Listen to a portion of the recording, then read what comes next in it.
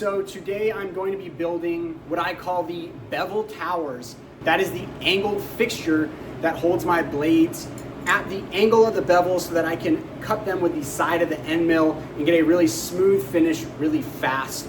And I'm doing that for this model, which is the larger version of the Vendetta, otherwise known as the V4. And this is going to be coming out soon, but the first step, or I should say the next step to making this, is getting these bevel towers done.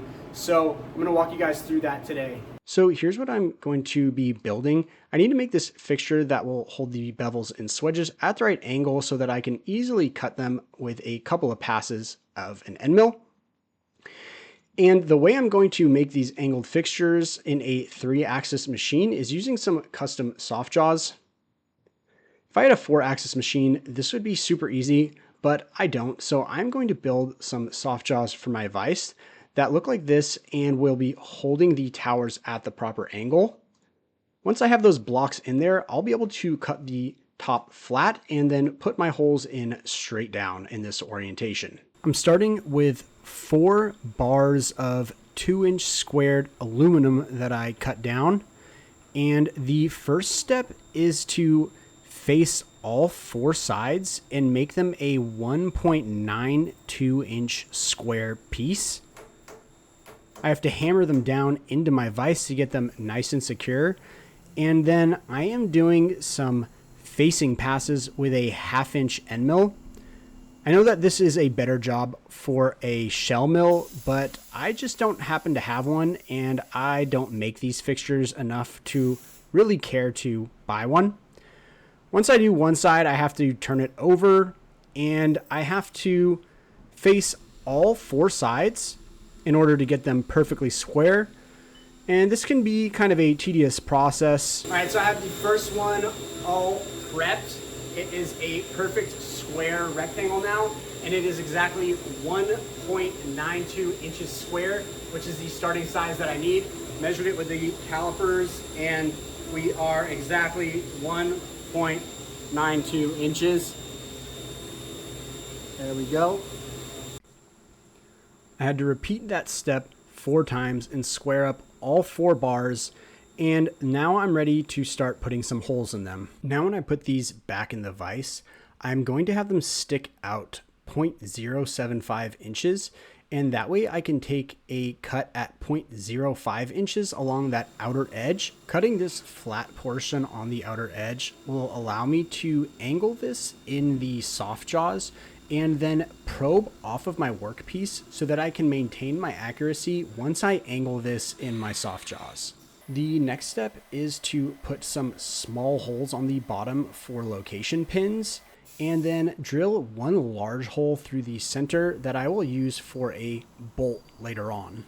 So now I have a nice flat point that I can probe off of later, and that relates perfectly to my 3 pinholes. And I have a nice through hole for my bolt, and of course everything is chamfered and clean.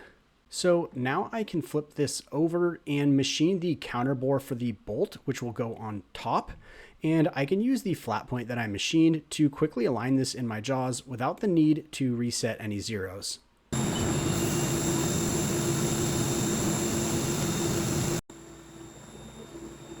I've got a nice counterbore there, and my screw will just pop right in and sit flush.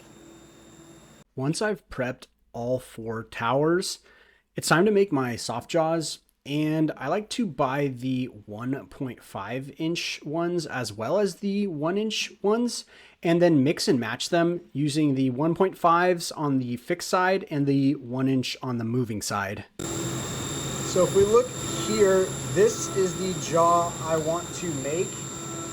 And you can see it is angled, and so this is how I'm going to cut that. I'm going to hold that jaw in the vise this way and have it angled downwards. And so what I like to do is I position it so that it is in the correct orientation and align with this jaw, because this one is going to become this jaw. And then I like to draw that angle, mark off how I'm cutting it, and right top there And now I can simply fixture it up this way in the vise and cut it.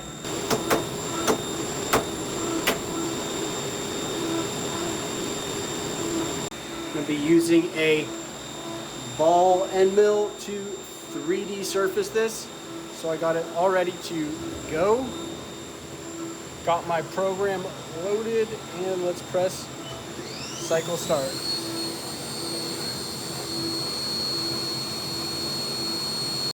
So not as steep as an angle as I drew, but got that angle in there, and now I'll be able to use this as this jaw when it comes time to angle those. I always like to deburr my parts, and I find the best way to do that is using a buffer with the buff and blend wheels. Next, I like to label all my jaws using my fiber optic laser. I like to label all these because in case you break one of your fixtures at some point and you need to remake it, at least you'll still have these jaws, which is a huge portion of the build. It'll speed things up. And since this is my 10th model, that means I have close to like 8 different pairs of jaws, since some of them are used for other models as well. And I don't want to mix them all up, so it's nice to label them, and I have a laser, so why not use it and get the nice crisp engraving. The next step was, of course, to repeat this process with the swedge moving jaw. This one has a little bit of a different shape.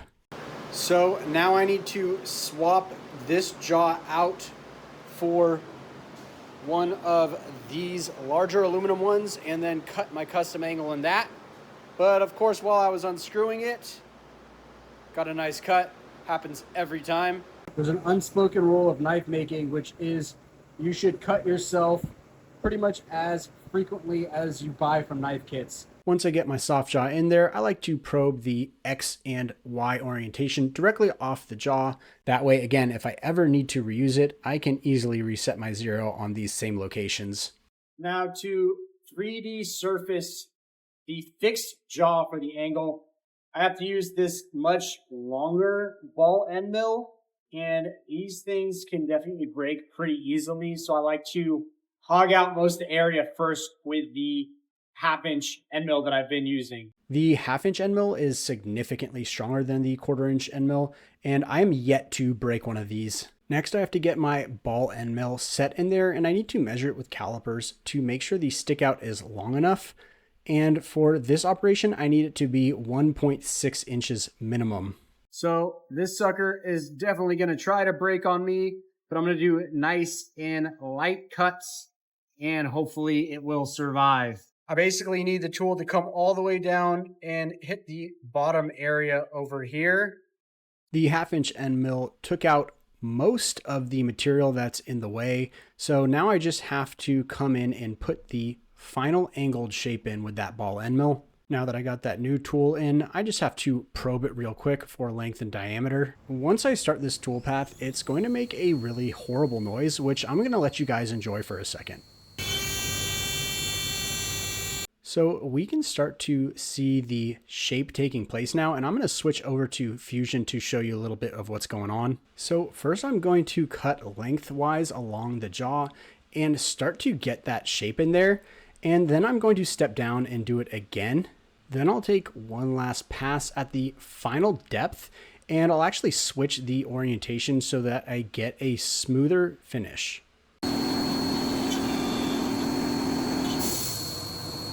Once that's all done, I of course have to make another one of these for the swedge side, but we are getting closer to the end.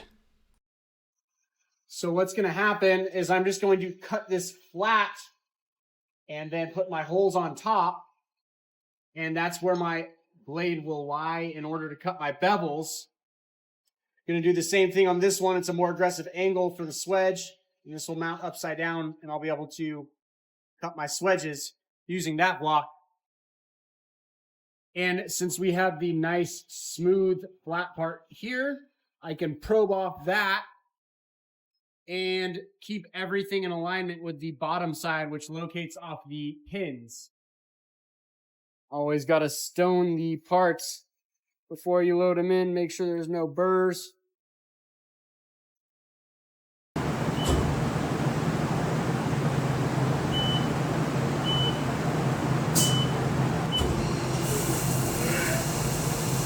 Once I've faced the bevel tower down to size, I have to add some holes in. First, I like to spot drill the holes for the threads, and then I will drill that hole all the way out with a number 25 drill. Next, I'll come in with a 3/16 end mill and bore the shoulder portion open but undersized. From there, I chamfer the edge of that hole, and then I come in with a very precise reamer that matches up perfectly with the shoulder on my screw. And finally, I will use a thread mill to cut the 1024 threads in the hole. Here's the finished result. Got the holes all nice and threaded and perfect size. All 4 towers are done. When I was making this first one, I accidentally broke a tool off in there, so I decided to just switch it and have it be a right side rather than the left side. So that one's just gonna be a little ugly, but functionally it will not affect it whatsoever. Of course, I had to have a little hiccup like that when I was recording it. Now I need to make a base for the towers to attach to permanently, and I'm doing that on my Pearson mini pallet system. Now I just have to face out some area in the front of the pallet as well as in the back. Once everything is nice and flat on top, I have to do several holes for pins as well as threaded holes for bolts. And of course I make sure all the edges are nice and chamfered as well. Got the finished pallet and I'm ready to now bolt my towers onto this. Thread milled all the threads and reamed out all the pinholes. And the backside I have a little bit higher, and this front is stepped down. That way I can drill onto it a little bit easier and have some more room to work with. So now I have all my parts and I'm ready for assembly. I like to look and make sure the hole placement and everything is right. I don't want to mess up which tower goes in which position because these would be really difficult to get off. In fact, the reason I have these extra threaded holes here that aren't being used is just so that once I install the pins, this thing is not coming off. I will never be able to pull that off because the pins are such a tight fit. But by having the 2 holes on the bottom, I could technically screw 2 bolts in and slowly push this up from the bottom using these 2 threaded holes if I ever damaged one of the towers and needed to remove it.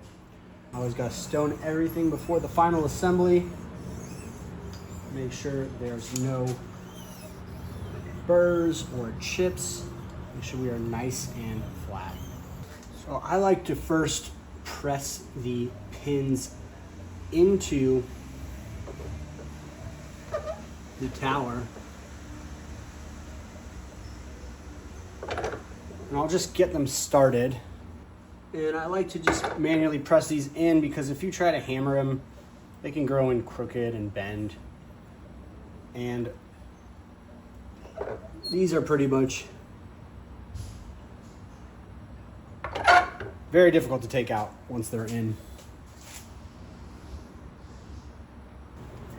And I like to move these to the floor and kind of tap them in so there's a strong back pressure on them.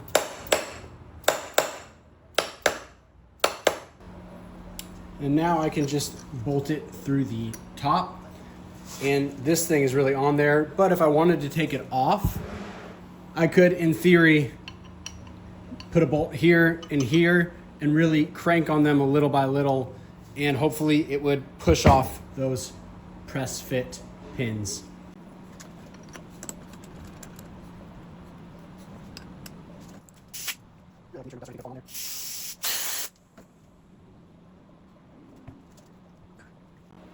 So I got this thing rough assembled and it's looking pretty good other than the fact that I broke that tool.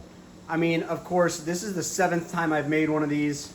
Got 6 other angled pallets over here, all for different models, and never once did I do that on those, but clearly for the world to see, I had to make that mistake. So I'll own it, and it's not gonna make a difference at all though. This blade lines up right here, so it's not even going to be touching anywhere near those two holes.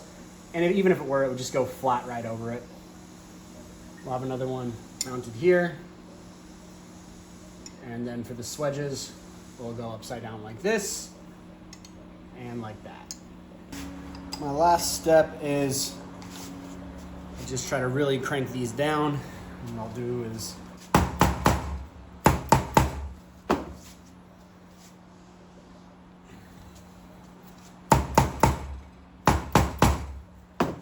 get any slack that might be there and crank them down. So I have this pallet system all finished up, and now it's time to start testing it. Keep in mind, this thing was just for the bevels. I have a different pallet that I do to cut the actual outline of the blade. Then I'm still gonna need to make a pallet for the handles, and then I'm still gonna need to make two different types of pallets and molds for the sheaths, which requires a lot of minor adjustments. So all in, just to get all the pallets and fixtures ready for a new model takes about a month. Now it's time to start micro adjusting this and dialing it in. Here's the bar that I'm gonna be making them out of. Just spotted some holes in them. Got to surface grind it now.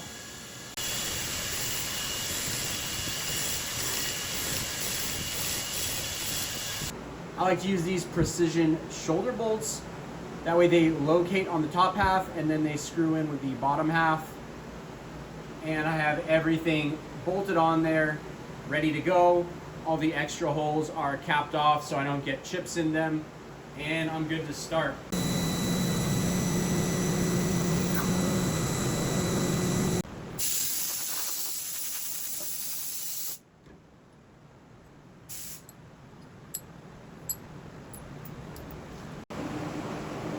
Got the blade all cut out and the rounded edges on one side.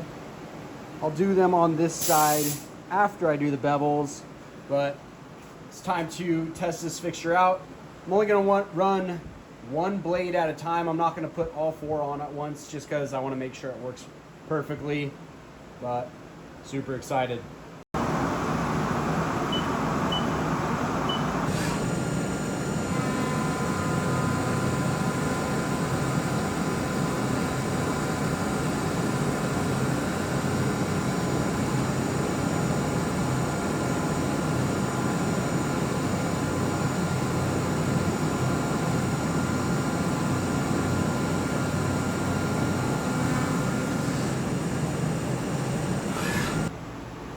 The first bevel cut, and it's looking pretty good.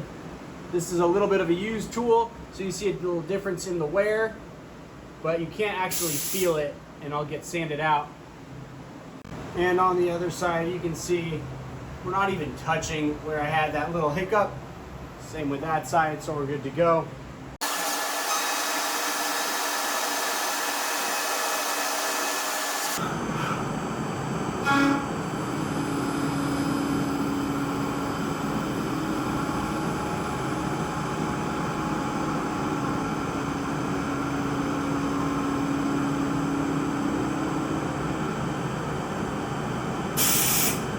Now I have the first sample with the bevels and swedge cut. You can see nice and straight lines. And then on the other side, looks identical. And right now, when I look down the side of it, I can tell that this bevel is significantly higher than this bevel. So I know I have actually a lot of work cut out for me in order to balance that. What I'm going to do is adjust what's called the radial stock to leave. And I'm basically going to shift my tool path over into the bevel a little bit more, which is going to raise that bevel height. And then I will rerun this part and keep doing that until I get the bevel heights exactly the same on both sides. After about 5 or 6 tries back and forth between the machine, I finally have them dead even on both sides. So there was one small inconsistency that I found once I cut this from the tab, and that was the point where the swedge ends up front here. It's just a little closer to the tip than on this side. And however, the point they start in the back are exactly the same. So I can't really push this in more to compensate for that. And instead I actually have to angle it in the CAD file to fix that. So what I'm going to do is just create a sketch and then project that starting point into the sketch, because I want that point to stay exactly the same. I just want to shift where it hits at the tip. So what I like to do is then draw a triangle, and then I'll just extrude that down into a physical body. And then I can use that exact point to rotate the entire blade. And then I'm going to start with very small incremental amounts. Right now, I'll start with -0.02.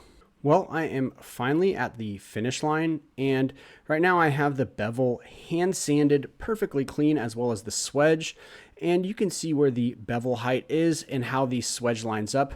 And on the other side, everything is perfectly identical. I've also laser engraved the edge thickness on this prototype. I made several different edge thicknesses on different prototypes. That way I can test them all when they get back from heat treatment and see which one's going to be perfect for this model. The next step for these is to dial in the handles, program all the texture, and do the sheaths. I may make some videos with that if you guys like. Let me know down below if you're interested in seeing those processes. Thank you guys so much for watching. I know this was a long video. This was a long project for me. This ended up taking 4 full work days, but hopefully you guys enjoyed it. And if you're a knife maker that's been looking into this, hopefully it gave you more information on how you go about doing these bevels. If you guys like what you saw, please just support and do whatever you can.